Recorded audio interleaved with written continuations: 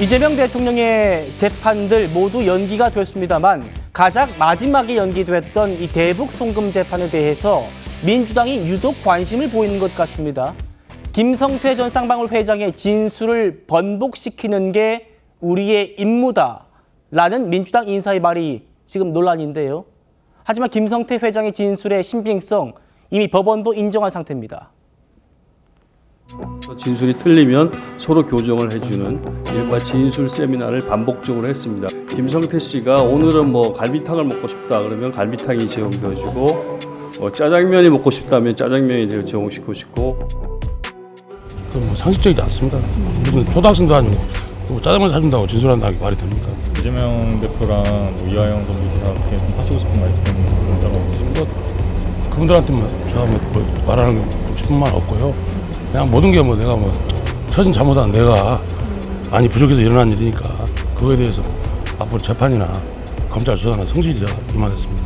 그러면 당시 실제로 이재명 대표나 이화영 부지사에게 이제 요청을 직접 받으신 것도 이따가 오늘 증언을 할 겁니다. 제 짓고 처방한 놈이 법정에서 얘기하지 얘기 안 봐요. 당초 민주당은 검찰이 김성태를 회유했다라고 주장했지만 보시는 것처럼 법원은 받아들이지 않았고요. 이화영에게 징역 7년 6개월의 중형을 선고했습니다. 그러자 이제는 김성태가 진술을 바꾸게끔 강제하겠다는 겁니다. 들어보시죠. 김성태의 의중을 해석하는 것이 중요한 게 아니라 김성태로 하여금 진실을 말하도록 하는 것이 TF의 역할이라는 결론에 이르렀습니다. 만약 김성태 회장이 종전 진술을 그대로 유지한다면 그는 정치검찰의 공범이 될 것이고 반면 진실을 밝힌다면 피해자로서의 지위를 얻게 될 것입니다. 저분 굉장히 헤어스타일도 독특하셔가지고 저도 기억하는 분입니다. 이화영 전 부지사의 변호사였거든요. 그런데 김현철 이 변호사란 이분이 지금 민주당 TF에 들어가 있는 겁니다. 종전 진술 그대로 유지하면 정치검찰의 공범이 될 것이고 진실을 밝힌다면 피해자로서의 지위를 얻게 될 것이다. 다음이요. 김성태의 의중을 해석하는 게 중요한 게 아니라 김성태로 하여금 진실을 말하도록 강제하는 것이 민주당의 역할이다. 이렇게 얘기했습니다. 홍재령 변호사 어떻게 들으십니까? 저분은 헤어스타일만 독특한 게 아니라 변호사로서 행동하는 것 자체가 다 좀 상식에 벗어나요. 왜냐하면 판결 났을 때 법원 비난하거나 이런 식으로 했던 건 변호사의 언어가 아니었거든요. 지금 말하는 것 자체도 변호사의 언어가 아니라 그냥 정치인의 행보다 이렇게 보는데 김성태로 하여금 진실을 말하도록 이미 확정 판결이 났는데 왜 자기 마음대로 진실을 재단하죠? 저게 지금 굉장히 파급 효과가 있는 게 김성태를 회유해가지고 진술을 번복한다. 여기서 끝나는 문제가 아니에요. 이거는 이화영에 대한 달래기 성격이 포함되어 있습니다. 왜냐?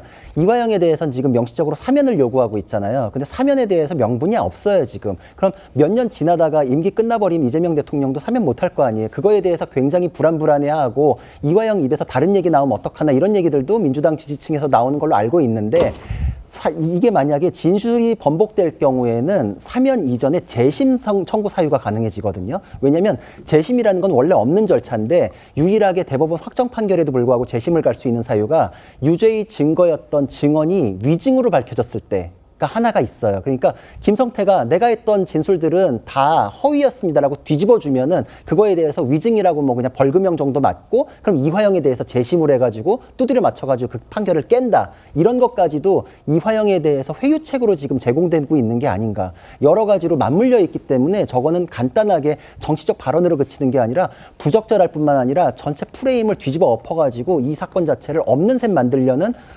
작업의 시작점이다. 이렇게 볼 수 있는 겁니다. 차 교수님. 네.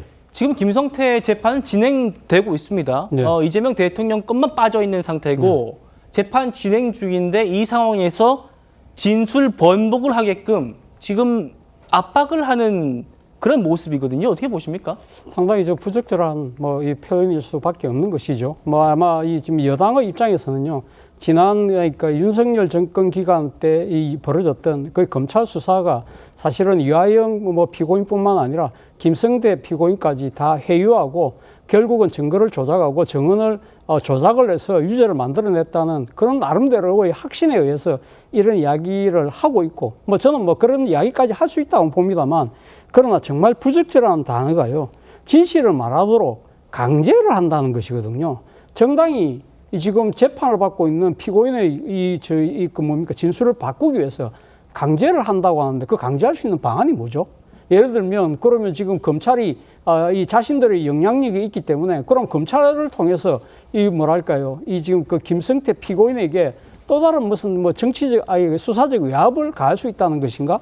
이런 상당히 불온한 상상으로 이어질 수밖에 없는 그러한 지금 이야기를 하고 있는 거잖아요. 네. 정말 정당이 그런 생각을 할 수 있어요. 그러니까 이 과거 검찰공화국으로 불렸던 그 시기에 상당히 검찰의 무리한 수사에 의해서 잘못된 것이 있다고 한다면 진실을 말할 수 있도록, 우리가 그때 당시 잘못된 부분을 우리가 정말 더 발을 그러니까 지금 열심히 뛰어서 그러한 부분들을 밝혀내겠다, 이런 식으로 다짐을 해야 되는 것이지, 김성태 피고인에게 강제를 하겠다, 이 예. 강제라는 말 자체가 갖고 있는 이 의미가요, 정말 무섭고 자칫 잘못하면 여당에게는 큰 정치적 자충수가 될 수 있다는 겁니다. 예.